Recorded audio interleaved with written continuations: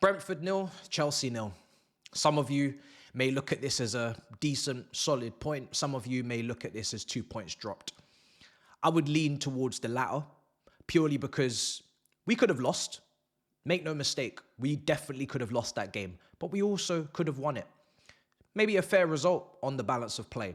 But if you aren't able to make statement wins, and that's even a bit of a push away to Brentford, like I said, the fixtures coming up at the end of the season, you're going to need to find a statement win somewhere. So whether that's Newcastle away, Forest away, the last 2 away games, you're going to need to do something. You're going to have to pull a cat out of the bag. Listen, people, it all started with the lineup.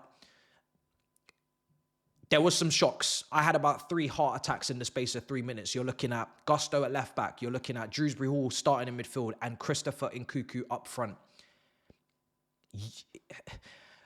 I understand Cole Palmer and Jackson can't play today because they've just come back from injuries and you don't want to kill them because the season is long or the season is coming towards an end and you need them for those final fixtures. I completely understand that. I didn't get the Cucurella one with Gusto.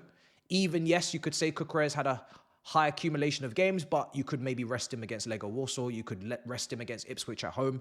You could leave that one for later. So that was my opinion at the start. And my also big opinion was, listen, we're not going to win this game in the first half with those changes, with those gambles from the manager and those health fitness risks that he couldn't take.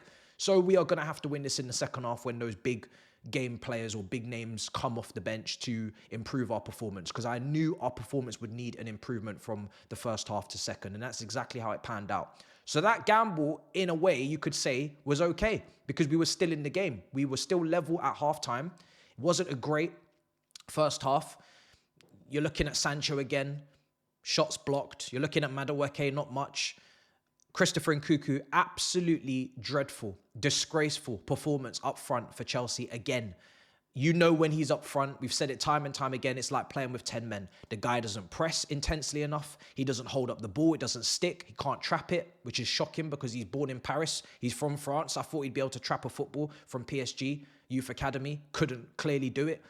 He is not in sync with the rest of the attack. You just want to take your eyeballs out of your sockets and dash them in the streets and let it get run over by a car when you're watching them up front. It's really that bad. It's like, it's just an eyesore. Gusto at right side. I mean, at this point, I'm not giving up on him. I've seen some people say they're done with Gusto, sell him in the summer. I don't think we can do that just from a squad building standpoint because we can't afford to buy another right back. We also can't sit here and say that Reece James, we're guaranteed to get fitness from him next season. So you need 2 right backs, one of them being Josh Achampong, who's young.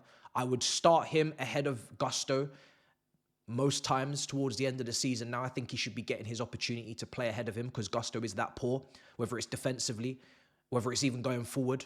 He just does not perform either way, going both ways. But because I saw so much talent from him last season, I'm not going to give up on him. He's still young.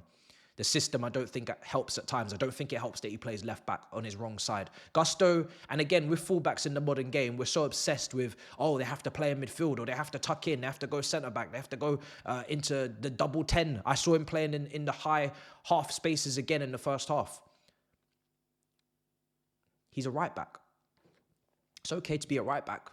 Zabaleta was just a right back. You know, Ashley Cole was just a left back. You can be just a fullback. Paulo Freire was just a right back. So this obsession with he has to be here, there and everywhere because of the system, that is a fault of the system and it doesn't cater towards him because he can't do it. He can't do it. He's playing on the right side today. Reece James can do it. Reece James can play on the left side of defence, or he can play at the right side of defence. He can play centre-back in a 3. He can play wing-back. He can do all these things because he's a complete footballer. Gusto is not a complete footballer. He doesn't show enough goal threat to play in those half spaces, to receive the ball in those areas. And he doesn't defend well this season at all. He gets ripped, cut open. You know, he gets destroyed. And even against Tottenham, against Son, who's not a 1v1 demon by any stretch at his age, he was still getting done up a couple of times. And this is why maybe, let's get into that, because maybe this is why I wasn't so buoyant or wasn't so,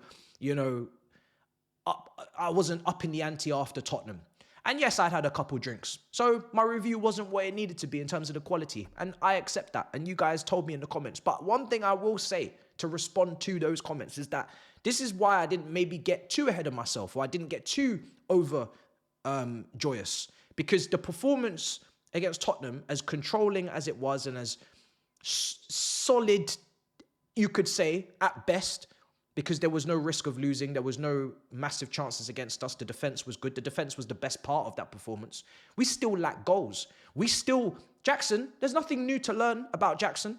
When Jackson comes on today, yes, there is more pep in our step. Yes, we create more chances. In the first couple of minutes, this guy is already making runs in behind. He's already receiving the ball on halfway line, turning, going past players. He's already adding to the creativity of the team. But he's not a box presence. Enzo Fernandez this season, Cucurella have made better runs into the box than Jackson. They have sniffed the danger better. He only has 9 goals. I know there's an injury, but he hasn't had that season to kick him on to say, that's our top tier first choice striker. Hence why we need to be looking for better, right?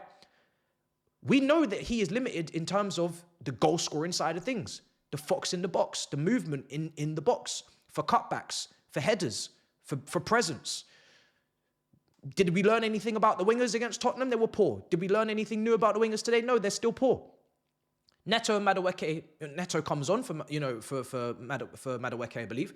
He has a couple of strikes, but never did I ever feel he was ever going to score. He doesn't hit the ball with that venom. He doesn't hit the ball with that pace, precision that you could get from previous players in the past, even Asane or Iron Robin, or, going gears up here. Even Elise this season, you just don't get that from Neto, where you're thinking, when he cuts in, whoa, we are onto something. He's going to take a strike. I think the manager's instructions were saying, take that strike. We improved in the second half. We looked more threatening. The better players coming on. Cole Palmer, 1 minute in the left half space against Tottenham. He's creating, getting an assist. He's taking shots from that angle many times this season, getting a goal or two. This game, people aren't liking it. They want him back on the right. He's still not amongst the goals. He's still not putting the ball in the back of the net. He's had a couple of strikes today that have either gone high and wide on the right foot or high and, just past the post on the left. But he's not in form. So where are the goals coming from? They're not coming from out wide. They're still not coming from the striker. And the 10 isn't scoring. We can't keep relying upon Cucurella box crashes, Enzo Fernandez box crashes until the end of the season. We need to be able to score goals freely. Why? Because we know defensively, even after back-to-back clean sheets, I'm going to tell you, we are not going to be consistent in that part of the pitch either, because I've seen it even today. Look how many chances Brentford had. Flecken was great today. We had loads of chances, some of them straight at him, some of them great saves. But look how many chances Brentford had today. Whether it was Mbeumo cutting in on his left foot, whether it was him on the transition, forcing a save out of Sanchez, which was a good save. We'll talk about Sanchez in a minute. Good saves from Sanchez today, important saves. I think expected saves as well when you see them on the replay, like you expect him to make those saves. If he doesn't, he's getting crucified. Ball playing distribution, I'd rather not say much because he's putting himself in danger at times. But you look at Damsgaard, you look at Van der Berg from the header, free header right in front of our damn goal. If he just hits the target, it's goal. It's done.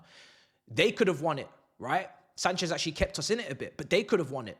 So our defense is not airtight. It's, against Tottenham it was. And I'm not going to read too much into that because Tottenham are bang awful. And that's what I was trying to articulate, is that just because the name and the derby and the atmosphere, everything was back, I get that. But we are not back because that Tottenham team are horrendous. And this is a Brentford team that really, again, they're mid-table. Yes, they're a good side, but we should be able to win this. You might say solid point. We have only beaten them once in our past 5 games prior to this. But if you want to take control of your own destiny, and I'm hearing people talking about third because Forest lost to Villa, focus on us. Are we going to be consistent enough? Are we going to pick up the points we need to? We're looking like we're going to get about 60 to 63 points. That could get us. It could not. It's going to go to the final day, like I keep saying. It's going to be nip and tuck. You know what the final fixtures look like. But do you really want to go nip and tuck when Leicester, when Manchester City are at home to Leicester or something at the final game of the season? When, we're away to Forest, when Newcastle are playing, Everton. Do you really want to take that gamble? Do you really want to go to the wire? I think we need to bridge a gap. I think we need to win our next 3 games against Ipswich, Fulham and Everton.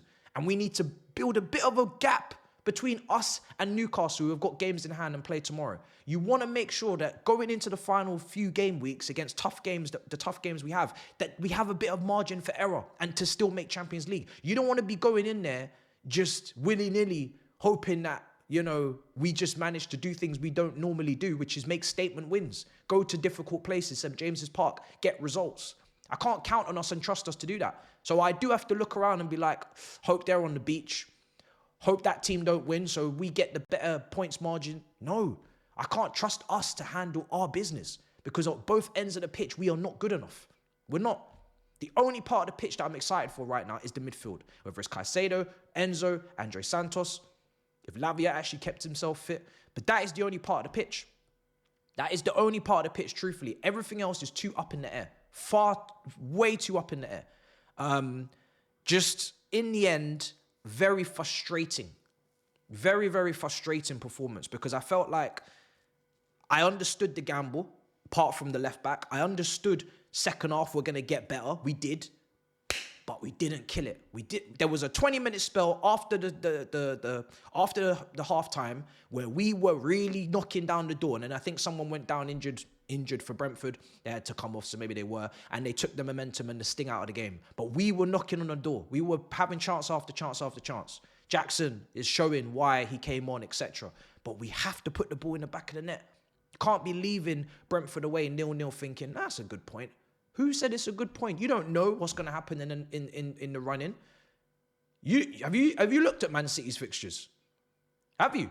Because they're pretty damn nice. They're pretty decent. I know they just stunk up the place at Old Trafford. They're bad. Hey, the one thing I will say is everybody is not looking great. I'm not going to lie. The standard of attacking football in this league is looking bleak. I'm not seeing any individualism. I'm not seeing any stardust. I'm not seeing any real quality. I'm just seeing a lot of system blame. Mainly, maybe the managers are overthinking. But break from the system and show some magic every now and then. I'm not seeing it. I'm not seeing it. When there's moments against Brentford like there was in this game where, okay, Neto, you're on the edge of the area. Top corner. Individual brilliance. Nah, can't do it. Can't do it. Cut back. Jackson, can you quite just get that great little cut back? Neto, no. No. Sancho, little jinky majing. Oh, Enzo, edge of the area. Top corner. No. No. No. Shrewsbury Hall. My sale list is getting larger. I'm going to tell you that. My sale list is getting larger. Because if we do make Champions League, and I do hear that very famous anthem, I don't want these players to be hearing the same thing I'm hearing. I'm not going to lie. Some of these players cannot be hearing the same songs I'm hearing next season. Your eardrums do not deserve Champions League football, some of you. You need to take a hike. I'm being so serious. So, listen, we drew. We could have lost. We could have won. A fair result, probably on the balance of play, I think. But what I do also want to make very clear is that this team, they have so much improving to do. Whether it's the ball striking in the final third, the decision making, the defending, so much goal. The amount of players that we potentially may need, hey, I don't know. Sometimes I think it's not so many. Sometimes I think it's more than many. I don't know. These men have me questioning. So just like Tottenham and just like today, we move on to the next game. And let me see if I can try and piece together what's going to happen at the end of the season. Because right now, these players and this team and this manager are leaving a lot to be desired. Like, I don't really know where we stand. I can't trust us to do enough elements of the game to a higher level. But maybe that's also just the league. The level is low. I think we're like fourth for goals conceded, fourth for this. So we're actually where we should be. But the league stinks, man. The league stinks. Used to be fourth position, used to be a position of respect. A position of, yeah, maybe Koscielny and Mustafi can't defend, but boy, do they have Cazorlas and Ozils and, Wilsheres and Ramseys and you're going to be entertained. That's what fourth was, Arsenal, right? FA Cup wins and fourth. This fourth stinks. Can't do shit. It's crazy. But anyway, listen, smash up the likes, make sure you subscribe, pray for Palmer and pray for Jackson that they find form in front of goal because that is all you have. The wingers are not providing and that defense soon be declining. I'm telling you now, you're going to get some goals conceded. So thank you for the clean sheet, but I ain't buying it. I'll be real. Smash up the likes, smash up any icons, and I'll see you guys next time in a bit, people. Peace.